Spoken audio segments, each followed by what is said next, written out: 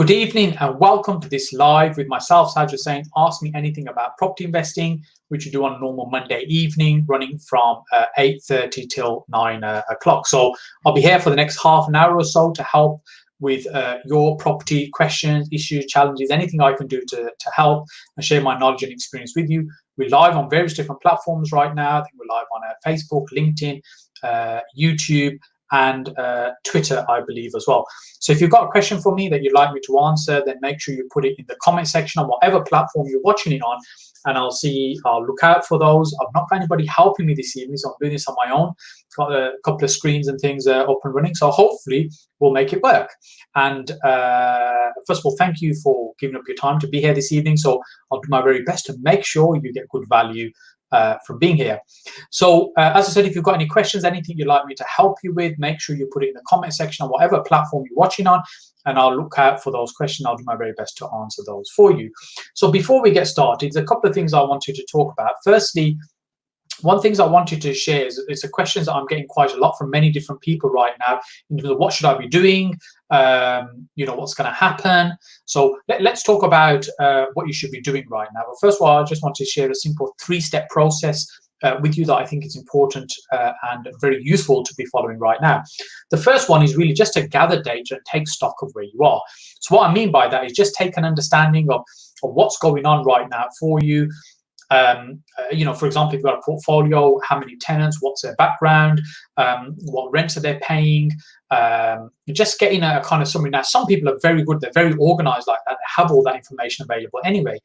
Now, other people are maybe, let's say, less organized. And so this is an opportunity to make sure you're collating all that information, getting it all together so you have a clear understanding of your current portfolio, deals in the pipeline, what else is going on. So taking stock, I think, is really important. Another thing you can do whilst you're taking stock is maybe do something like a SWOT analysis. Very simple: strengths, weaknesses, opportunities, threats of your particular business, and in terms of what's happening right now and what could affect it, because this will help you put some steps in place to really protect your business. So let's say, for example, you're running a small HMO portfolio, be it one that you own or rent or whatever it might be. Just using that as an example.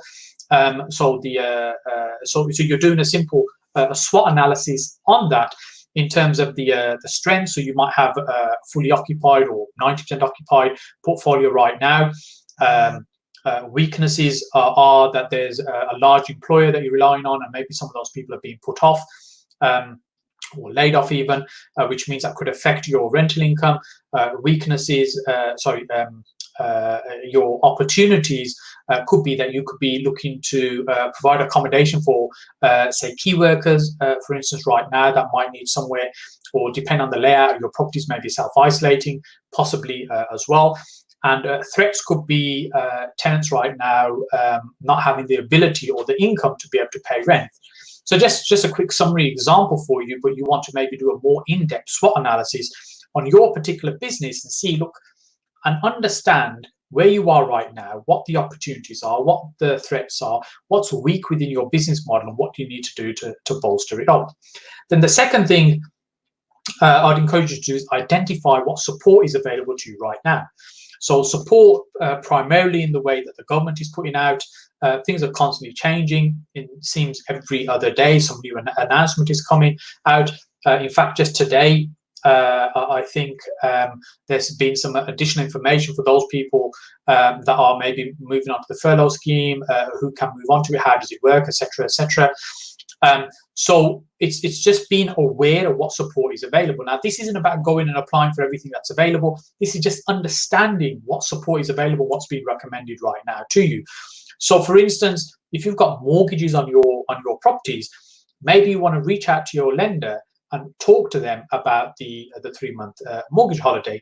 How does that work? What format does it take? What does it look like?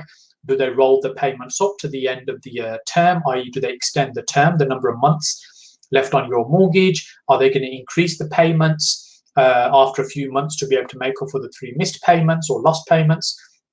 Are they going to put them down as maybe missed payments on your credit file that shows actually quite a negative impact?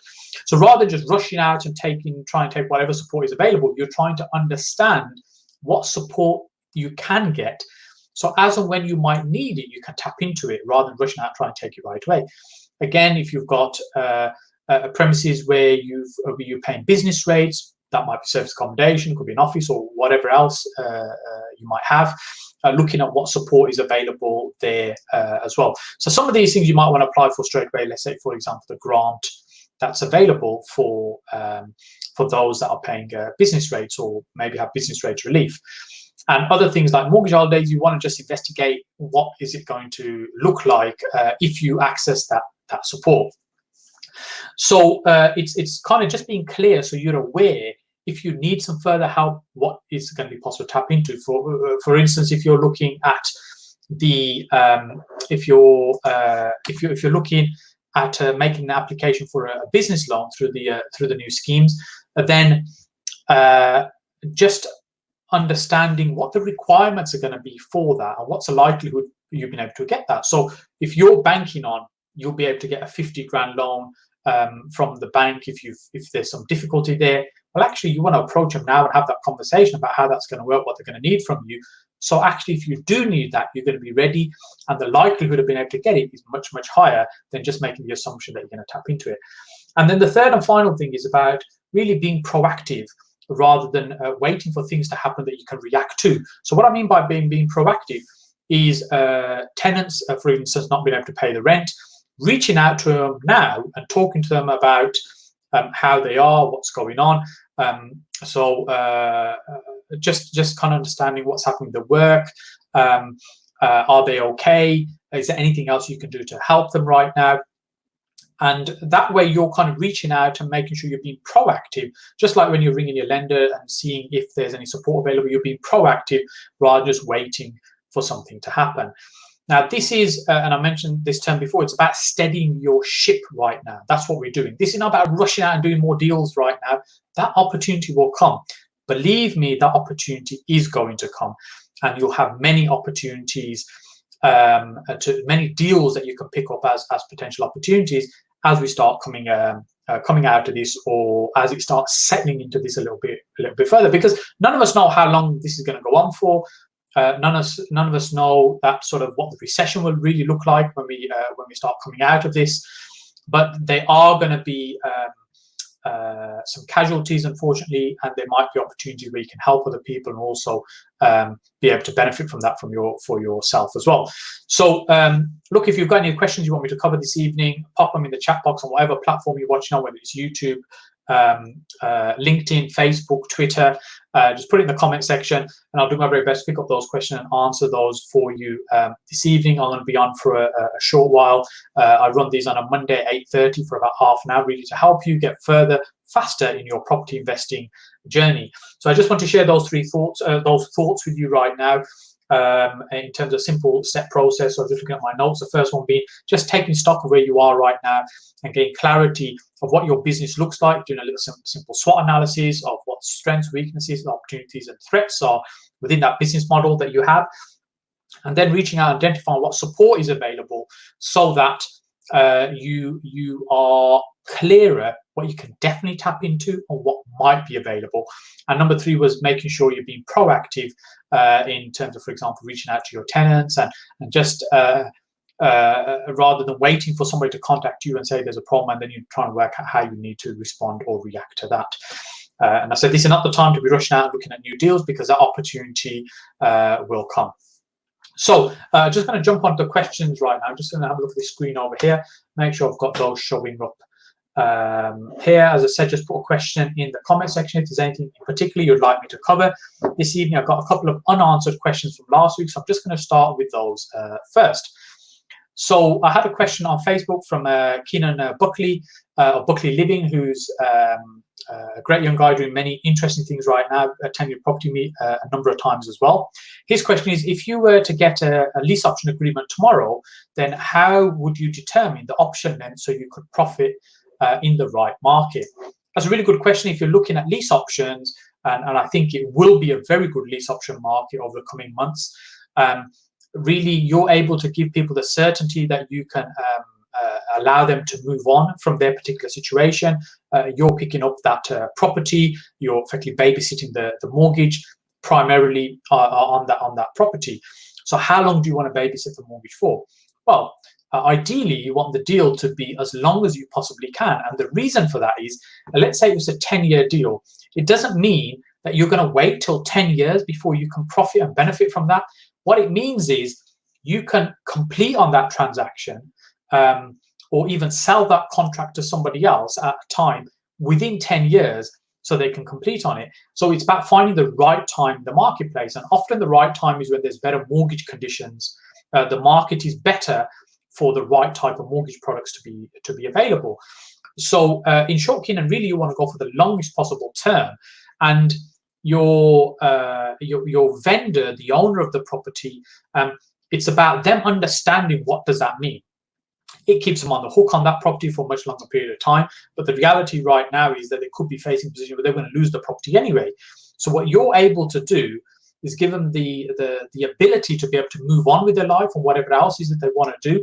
And then you're taking that property on and you're servicing that mortgage debt for whatever period of time it is. Now, if their only other option is to lose that property anyway, but then you've given them a great solution, even if it's a long period of time. Now, they might want to get out of it within a couple of years. You can't necessarily give them that certainty that you are going to be able to do what you can do in 2 years. And the rest of it's just about negotiating it. It's negotiating what works for you and what works for them. And the thing with lease options is it's really like a blank piece of paper. You can create whatever you want as the deal. Because there's so many variables and moving parts, there's not a standard template to say, here, I'll just do this, this, and this. What you need to do is look at that deal and say, what is it that you're going to benefit from? Because believe me, over the years, particularly when I started, I took on a number of properties and lease option deals just because I could, rather than they were actually really good deals, if you see what I mean. So I think it's important that you take the time to look at the deal. How is it that you're going to benefit from it? Is it commercially viable for you? And then look at the time frame in terms of what needs to work for you time frame wise. Now, I would say you want to look at two angles. One is the income aspect. So are you going to be able to create some income whilst you're holding that property? And the second part might be, for instance, the uplift in value over time. So there might be capital growth over the next 3, 5, 7 years, for example, which you want to benefit from. But whilst that happens, you want to be making some cash flow whilst you're holding it. You're the one running around, looking after it, servicing the tenants, and paying the mortgage each month. So you want to make sure you're making something from it whilst you're holding it. So in short, Keenan, the answer is as long as you possibly can by negotiating it with the vendor. So I hope that helps. Just have a look over here if we've got any other questions that are coming up there before I pick up these ones here. So Sean, not really a question, just saying yes, glad to be here, Saj. Hope you're well. I am. Thank you so much. Good to hear from you. So Zach's got a question on YouTube. Hi Saj, where the housing market goes from here, crash or stable? So you know, my view is that we're going to hit some kind of recession. So it's not a case of will it happen or won't the market slow down. It's really a case of how deep is that recession going to be. By that I mean, how much house price is going to fall? How much is the economy going to be suffering as a whole? And then how long is that going to be for? So how deep and how long are the two factors that are going to determine what really will happen with the property market. So let me put some context around that. Let's say in a couple of months' time, let's say by the end of May, the government start relaxing the kind of control of lockdown and sort of people starting to get back to a little bit more normality. Personally, I'm not sure that's going to happen, but let's say they start doing that. And, you know, if there's been a little bit of a slowdown over the last couple of months, i.e. March, April, some of May, the market's been slowing, maybe prices have dropped a little bit, but the reality is there won't have been much activity happening anyway because the government's encouraging people not to be buying and selling right now and just stay put. So what will happen is the market will pick up very quickly. There'll be a bit of a bounce as people come out of this thing, because one of the main factors that drives property prices is the availability of debt, the availability of equity, and being able to borrow money to be able to buy property, mortgages, bridging, etc., etc. So right now, there are lenders around, but they're quite nervous and they're reducing the loan to values, and some of them are retracting. They're just waiting for things to settle before they'll start lending. So there is plenty of money around. They're just a little bit nervous right now. So when we come out of this, there'll be plenty of money there for people to want to buy property. The appetite will still be there. Those transactions that were held in the system and slowed down, they'll start coming through and pushing through.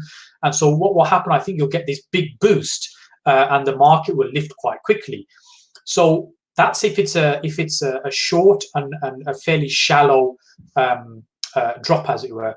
But let's say, in 6 and 8 months' time, we're still in this sort of situation, because right now, if they lifted the lockdown, what does that mean? The number of virus cases will just go through the roof, and the NHS won't be able to cope. So there isn't a solution to the virus problem right now, other than trying to contain it.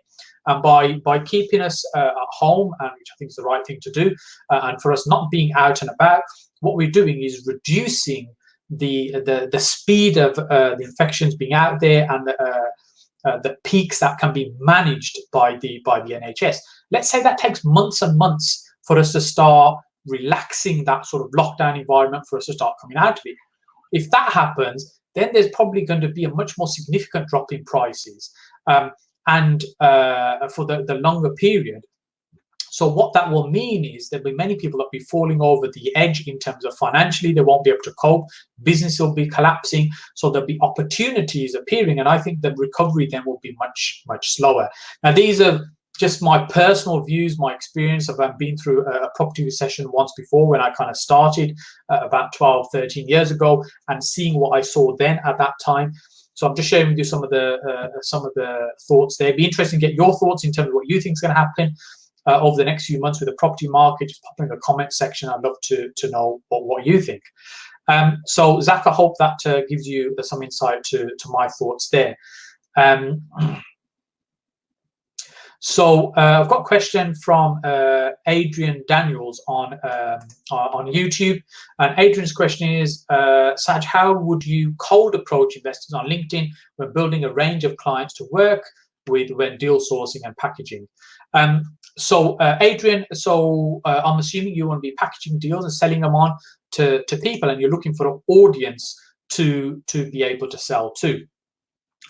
My personal preference is, when you're packaging deals, is to be selling them to people that want them.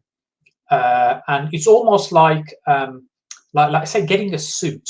You can either get something that is bespoke and made for that one person, or it could be a general one that you just get off the rack. And I think the bespoke ones,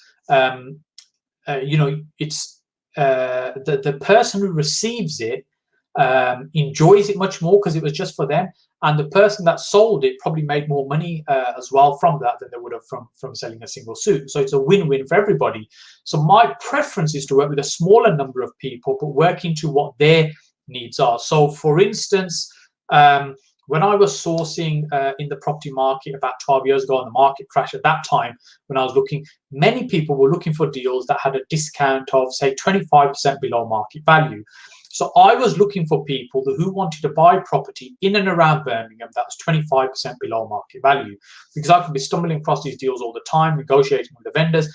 The problem was, at that time, most people were fearful of the market and they weren't buying. Those few that did very, very well, because of subsequent rise in the market a few years later. But at the time, people were quite nervous and they're quite scared and they weren't buying, which means there were few buyers and there were many, many more deals around. So when you're approaching people cold, for example, on LinkedIn, it's not something I would necessarily recommend, but let's say that's what you wanted to do. I'd focus on why people are interested in property and what is it that they're looking for. Your job is to understand what is it that they want exactly. And for you to then make the decision, is that something you might be able to deliver for them? If it is, then what you can do is talk to them about how that might work and what is it that your arrangement is, and the opportunity of possibly working together. So one of the things that you could do, I'm not sure if you're kind of following on LinkedIn or your contacts. One of the things you could do is reach out to people that you're already connected with and say, hey, look, if you were looking to buy a deal off a sourcer, somebody that was going to package you up, what is it that you would look for? So what you're doing essentially is you're going to your audience and say, hey, look, if you are going to buy a deal right now, what is it that you will be looking for? What would your expectations be? And now what this will do, this will give you an insight into what it is that people are looking for. And because they'll be commenting and you'll see who's saying what you can do is reach out to those people individually and just have a via messenger and then have a one-to-one conversation with them. And it might be say, hey, thank you so much for your comment on my post. I'd love to learn a little bit more about what you do and what is it that you're looking to do. So you're getting the interest to trickle down into potential leads for you. Leads being people that may potentially buy a deal from you in a packaged form. So ultimately, I believe it is about building relationships. That's what it's really about. And LinkedIn, I think, is a brilliant platform to do that. But I think too many people just try and sell cold. I think you should definitely be focusing on giving value, helping others, and supporting other people rather than rushing out trying to sell. And in this marketplace is the perfect time to be building relationships rather than selling, because people are a little bit nervous. They don't necessarily want to buy. When I talk about buy, I'm talking about buying deals, or people are a little bit unsure. So if you're spending the time right now to build those relationships and foster those relationships, as we come out of this, you'll be in a much, much stronger position to be able to hit the ground running and be sourcing deals for people that you've already built some kind of relationship with. So Adrian, I hope that helps. I hope that answers your question there. Thank you very much. Let's have a look what other questions I've just got on here. So look, I'd love to know your thoughts. Pop in the comment section below, whatever platform you're watching on, whether it's Facebook, YouTube, LinkedIn, or Twitter. So I've got a question here on Facebook from Dominic, and Dominic's asking, can I ask, if you're sourcing and sell a deal, do you only connect the buyer and the seller, or do you have some more responsibilities like finding them a solicitor, or after the investor pays the fee, that's it? So Dominic, this is a really good question, particularly I think important for those looking to run a sourcing or packaging business. So let me give you some of my thoughts in terms of my perception of what sourcing and packaging is. So when you're sourcing, and you're sourcing, for me, means identifying a potential opportunity that can make you money, a property deal that's going to make some money for somebody. So that could be something negotiated with an estate agent. It could be a rent-to-rent deal with the landlord, or it could be a below market value direct with the owner. It could be a piece of land for some development with the owner. Whatever it might be, it doesn't really matter. You identify there's an opportunity here to make some money, and you do some due diligence and figures on it. This is the first mistake many people make. They don't do enough due diligence on the deal, and the numbers are not always very accurate in terms of what can be done with it. Then you're offering the opportunity to somebody else. Now, if you're just merely introducing them to that deal, then the fee you charge is minimal for that. It's really, look here, I've spotted something on Rightmove. I've done some analysis on it. I think it's an interesting deal. I've spoken with the agent. I know they'll take 250 grand for it. Well, there's very limited value in what you're doing there, and so the fee would probably reflect that. On the other hand, in my mind, what packaging means, and which is how I used to source deals years ago, packaging means you're hand-holding everybody involved through the process, and hence you can justify your fee. So so let's say I agree something with the seller, first of all, in terms of what that deal is and how it can be structured. I put the paperwork together in place for that. Then I go out to my list, my audience, connections, whatever it might be, talk to them about this particular opportunity, identify the handful of people that might be interested in it, have a conversation with them, narrow that down, probably filter out down to 2 or 3 people who are genuinely interested in learning more about that particular deal. Then there might be viewings if that's possible, or giving them further information and further analysis, giving them an opportunity to kind of mull over it and make a decision relatively quickly within a day or so, and then come back to me. And then at that point, I'll be looking for some kind of commitment from them before we go any further. Commitment might be £500, £1,000, whatever it is, which is completely refundable if the deal doesn't go ahead. Now, my view always was it should be a deal that's good enough that I'd want to purchase myself. So when I started, I didn't really have the funds to buy, so I couldn't buy the deals. But later on, as the business grew, I started partnering with people who could fund the deals, and we'd be able to share the deal in that particular way. But if it wasn't a deal that I would buy if I could, then I really shouldn't be offering to anybody else. That's the first thing for me that was really important. So as long as it's a good deal, you've then got to nurture all the relationships along the way. So what are the various relationships? Well, it might be a mortgage broker that needs to be involved. You're managing the mortgage broker. The mortgage broker will be working with a surveyor and a lender. So you've got those relationships that need to keep on top of, making sure all those things are moving along. Then there's the solicitors, the seller solicitor involved. That's going to be organising paperwork from their side for the sale. Then you've got your buyer solicitor who's dealing with the mortgage for the buyer and also the purchase contracts. Now, there might be another solicitor. For example, I might have a solicitor that's involved, depending on the size of the deal. That means I'm going to get paid in a certain way out of that transaction. Not always, but that could be the case. Then there might be an agent involved as well. It may not be necessarily just the owner. It could be an agent, and I need to manage the process of the agent. So all these are the various people involved in this transaction. You need to manage all of those. You need to keep on top of them, or what we call contract chase. You're chasing the contract all the way along to make sure it reaches completion. Because if it doesn't reach completion, and there's so many moving parts, and many of them can go wrong or drop out of bed or whatever it might be, if it doesn't reach completion, what that means is that the seller will not have sold the property, the buyer will not have bought what they want, and I don't get paid as a packager. And if the deal does fall out of bed, I'd refund the fee. And that, I think, is really important, because your reputation is important in this business. If you're not honoring what you say you're going to do, you'll burn your reputation very quickly. So there, Dominic, I think the important thing is that seeing the deal all the way to the end is going to build you stronger relationships. You're more likely to get paid. If you charge a fee, then the buyer doesn't quite know what they're doing, or the seller, the solicitor doesn't quite understand how the deal needs to be structured, even though you told them, and the thing falls out of bed, they'll expect you to repay the fee, and you'll say, well, I've done my work. And this is what causes a bit upset in the marketplace as well between people. So I think being open and transparent about how you're going to work, see it through from start to finish, and then you can justify your fee as well. That would be my suggestion there. So let me just see how we're doing for time. We're good. So I'll try and see if I can grab another question before we finish. So I've got a question from Marion. Let's take Marion's question here. Marion's on YouTube. So Marion's question is, hi Saj, when everything is back to normal, is there a good time to buy, or wait a little bit longer to see what happens with the market? So Marion, this follows on a little bit from what I was saying earlier on. I think really my take on it is, right now we just need to assess what's going to happen over the next few weeks. So the next 4-5 weeks, by then we'll have an indication of where we're going, how long this is going to take, and how much of a recession we might be potentially facing.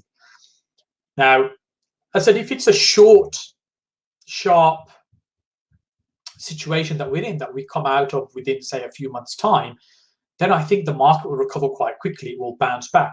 So if you're waiting around, you'll miss opportunities. Whereas if it looks like this is going to drag on for many, many months, then I think the recovery will be much, much slower as well. There'll be a crash in the market, i.e. prices will drop quite significantly in property, and they'll take a little bit of time before the confidence comes back and they start getting to some kind of normality again.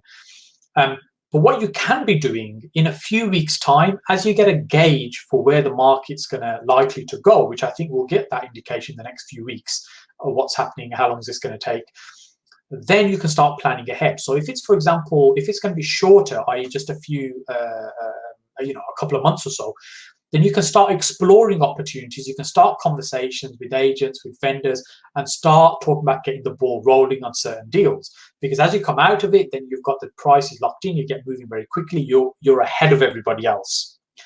On the other hand, if it looks like we're going to be here for many, many months, you really don't want to be starting to negotiate deals right now, because the prices could drop even further. That's why I think it's best just to wait just a few weeks, just to see which way the market's going, first of all, before we start going out there and looking at deals. And I remember 12ish years ago when the market crashed at that time. And I was out trying to find deals. I was negotiating with estate agents, and it was my kind of first time getting started with this. And I'd go along to the estate agents. I'd sit there for hours talking to them, having tea, donuts. We'd be chatting for hours about the properties, the market, what's going on, opportunities. And the reason for that is because there was literally nothing going on in the estate agent's office. The phone wasn't ringing. Nobody was walking through the door. So they'd give me the time of day. It was great for me because I learned a lot from spending that time with the agents during that time. But then fast forward to say 4 or 5 years ago, agents, they ring you up and say, oh, we've got a potential deal, might be a good one for you. You turn up and there's 6 other people they've called who are also there as well. Because at that time, the market then changed. Everybody wanted to buy property. They had queues of people waiting to do deals with them. And what that meant was that actually they had no shortage of people willing to buy property. So they weren't really interested in building those relationships.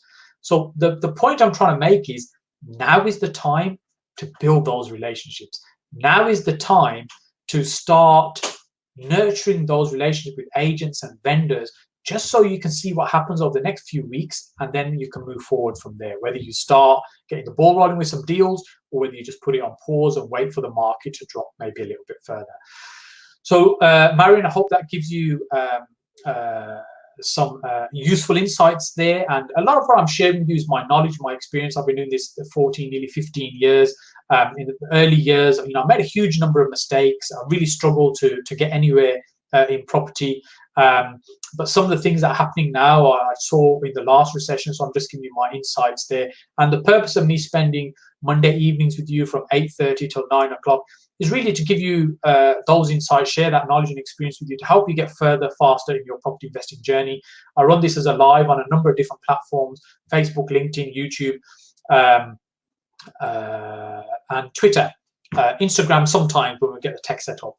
And if you have any questions, you pop them in the comment section. Even if you're not watching this as a live, you're watching this as a recording, pop in the comment section. Somebody in my team will pick it up, and then we'll try and answer that question next week when we get started. I think there are going to be opportunities in the marketplace, or unfortunately, I know a lot of people, and I talk to lots and lots of different people, and what I'm seeing is that some people are coping with what's going on, and others are really struggling. Property investors, landlords, that's different sizes, small landlords, large landlords. Some are struggling, some are coping, and really there's this huge uncertainty right now.